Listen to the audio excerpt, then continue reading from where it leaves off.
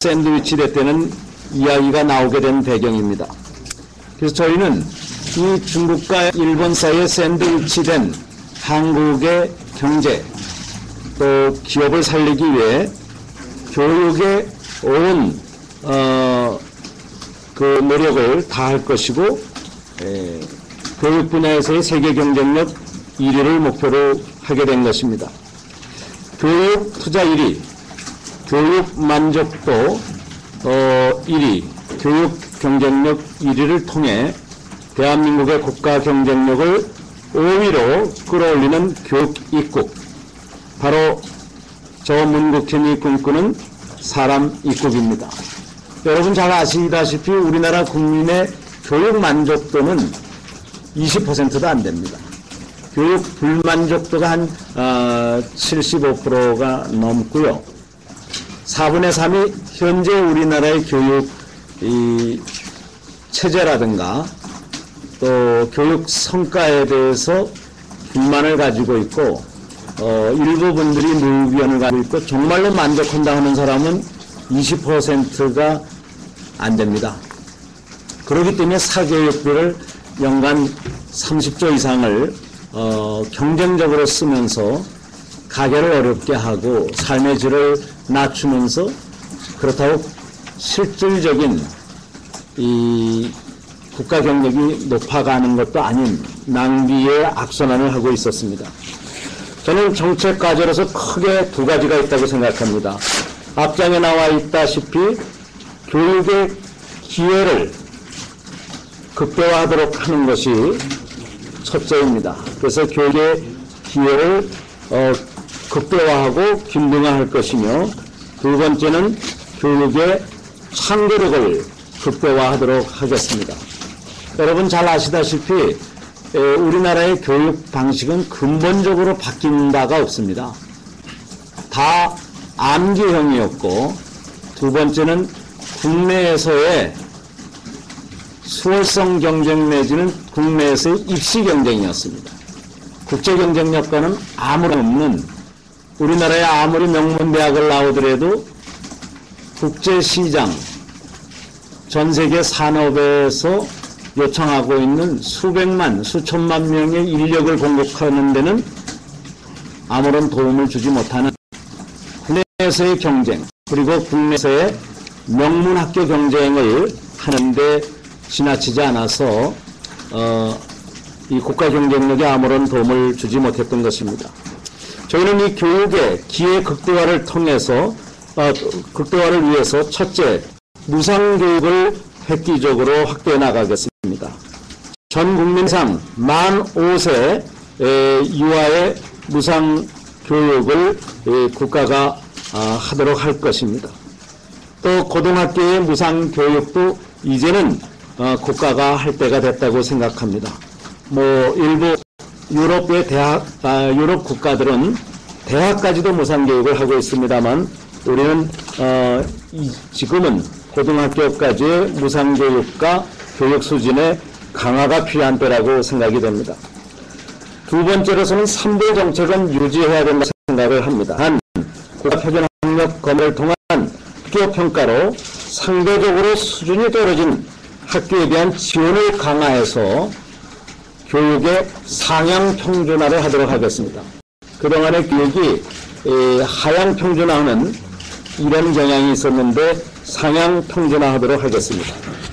세 번째는 기회 균등 3조를 3년 내에 전면 확대함으로써 입시 지역으로부터 우리 학생들을 완전히 해소내고 빈부, 지역 등 출신 배경에 의한 불이익이 없도록 하겠습니다.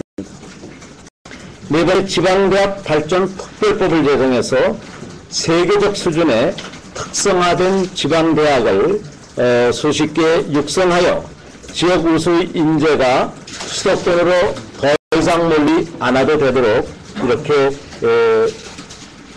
지역화와 세계화를 동시에 추진하도록 하겠습니다. 현재 그 지역화 내지는 분권화는 주로 행정자치부 중심의 공기업이라든가 공동부문 이전에 의한 것이었습니다만 저희들은 이 사람과 교육, 연구기관 등의 지방 발전 내지는 세계화를 통한 국가균형 발전이 이루어지도록 하겠습니다. 첫 번째, 국민의 공동기조 실시를 대학 간 협약을 통해서 실시해 나가겠습니다. 두 번째 큰 정책과제는 앞서도 말씀드린 바와 같이 여태까지의 교육이 주로 암기형이었다면 이것을 창조적인 것으로 바꿔나가는 데 집중하는 것입니다. 그래서 현재 많은 그 분들이 이 특목고에 매달린다라든가 이렇게 하고 있는데 다양한 학교를 통한 자율형 공교육 전면화 이렇게 되어 있는데 학교 내에서의 이 다양성이 중요하다고 봅니다. 그래서 이 학교 내 다양성을 통한 자율형 공교육 전면화를 이렇게 읽어주시면 좋겠습니다. 그래서 학교 내 다양성이 중요한 것이지 자꾸 새로운 학교들을 만나가는 게 중요치 않아. 특히 장애우 같은 경우를 들어보더라도 장애우를 위한 별도 학교가 필요합니다.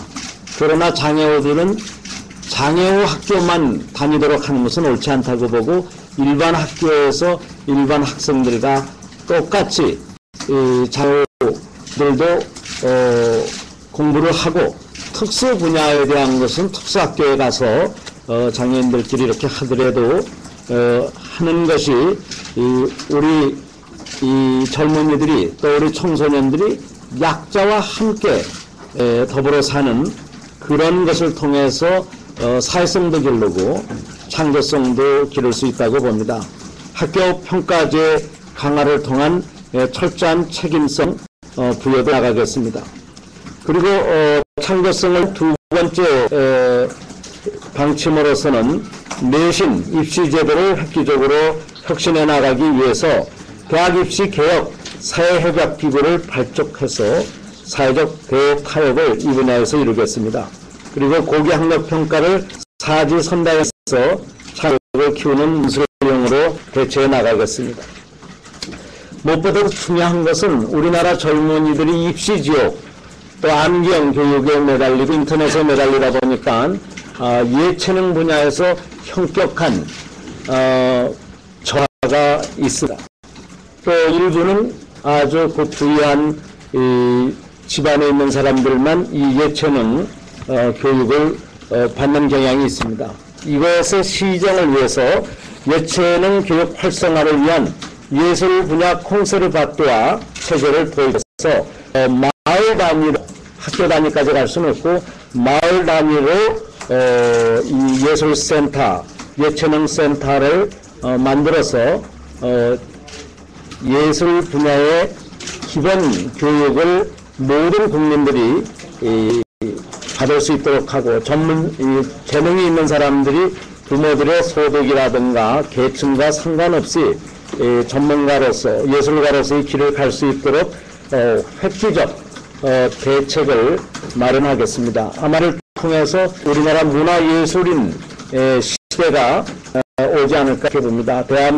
21세기는 환경의 시대다, 여성의 시대다, 문화예술의 시대다 했는데 사실은 우리는 이 문화예술의 시대를 실감하지 못했는데 이 예체능 교육 활성화와 예술 분야 콘서바토아 체제 도입함으로써 프랑스식 또 다른 선진국식의 그러한 예체능 고급 인력의 창출이 가능하다고 봅니다. 또한 이 기존에 있는 사회 체육시설 등을 획기적으로 활용하여 리더십, 협동을 고양하는 사회성 교육을 강화하도록 하고 소수 전문 체육인만을 위한 그런 교육과정을 온 국민을 위한 사회성 체육교육으로 확대해 나가도록 하겠습니다. 네 번째는 국제화입니다. 우리나라의 여태까지 교육은 국내 경쟁에만 있었는데 이제 세계 속에서 경쟁하기 위해서는 자국의 국사와 국어에 대한 교육을 완벽히 맞춰야 됩니다. 그래서 우리 대한민국의 국어 국사에 대한 교육을 강화하는 한편 전 세계에서 매년 새로이 창출되는 수백만 수천만 개의 해외 일자리에도 우리 대한민국의 청년들이 대학을 졸업하면 마음 놓고 진출할 수 있을 정도의 영어 교육을 떼어나가고 특히 이 영어 조기 교육을 확대함으로써 사교육비 절감을 획기적으로 이뤄나가겠습니다. 마지막으로 이 모든 것을 바꿔나가고 이뤄가기 위해서는 교원 스스로의 창조성 확대가 필요합니다. 그동안은 모든 규제 때문에 교원들의 창조성이 발휘되지 못한 것도 있고 또 채용, 선발제도에서의 경직성이라든가 이런 것 때문에 그 교원들의 창조 역량이 제한되어 있는데 앞으로는 사범대 또 교대로 교육 전문대학원으로 전환함으로써 이 임용제도의 개방을 포함한 교원들의 창조 역량을 획기적으로 제고하는 계기를 만들겠습니다. 또한 교원 연구연재 교육이 우리 교원들의 창조력을 개선해 나가는 데 큰 도움을 주리라고 봅니다. 저는 이러한 그 창조 교육을 통해서 사교육도 안 들여도 사람답게 살 수 있는 미래를 보장하겠습니다. 또 수업 중에 잠자는 이 학교가 현실인데 흥미진진한 달려가고 싶은 그런 학교로 만들어서 부모님들의 걱정을 줄이고 국제 경쟁력을 회복하도록 하겠습니다. 또한 한 번의 선택이 평생을 보장하는 로또식 교육이 아닌 평생 선택하며 살 수 있는 창조적인 사람을 만드는 교육으로 만들겠습니다. 미래 새로운 인재를 요구합니다. 저 문무표는 우리의 우수한 인적 자원을 미래형 인재로 육성하기만 하면 세계 최고의 지식 강국으로 탈바꿈할 수 있다고 생각합니다. 저는 우리의 대학생들이 대학을 졸업하자마자 수많은 세계 각국의 기업으로부터 채용 요청을 받는 그러한 세상을 꿈꾸고 있습니다. 또한 세계 각국의 수많은 대학생들이 교육을 받기 위해 대한민국으로 몰려드는 그런 내일을 꿈꾸고 있습니다. 저는 그 꿈을 이룰 수 있다고 봅니다. 교육에 대한 투자를 세계 제1위로 하고 교육 경쟁 1위, 국가 경쟁력 5위를 반드시 이루도록 하겠습니다. 고맙습니다. 여기 지금 저 두 가지를 비교했는데요. 재래식 생각을 가진 사람들은 자꾸 그 특권층 소수만을 위한 그 무한 경을 촉발하는 이런 교육, 소위 말하는 귀족 교육 같은 걸 해나가고 있는데 이걸 하면 할수록 공교육은 위축이 되고 교육 기회는 대다수 국민들은 박탈돼 학교는 잠자는 학교가 되어버리는 겁니다.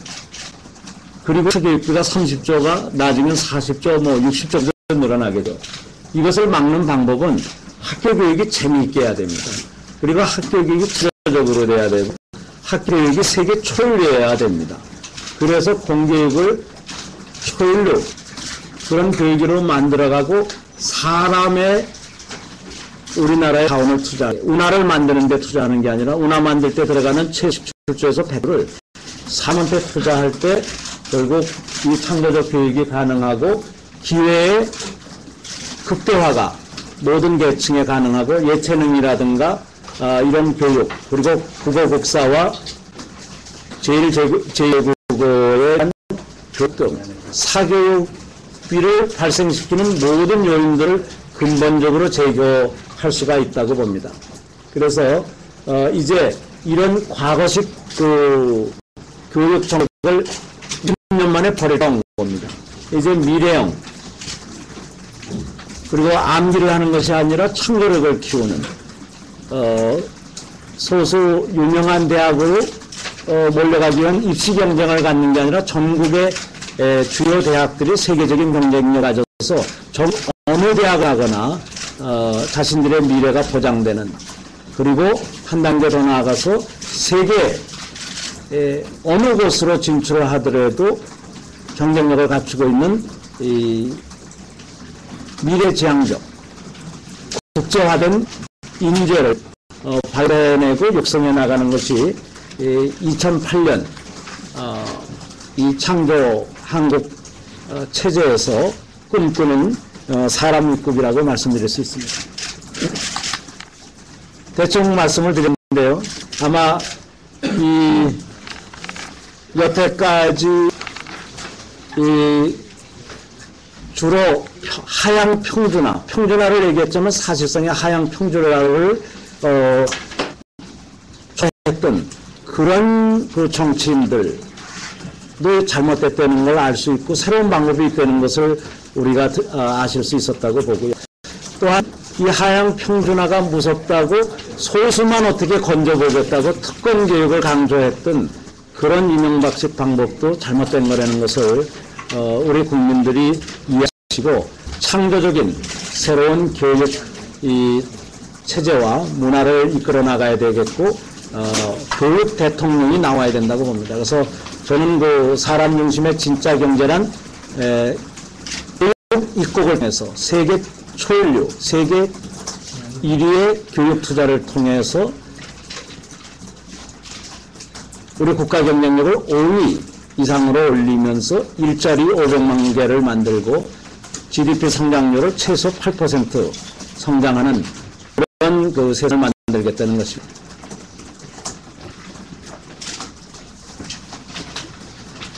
네. 후보님께 질문할 수 있어요.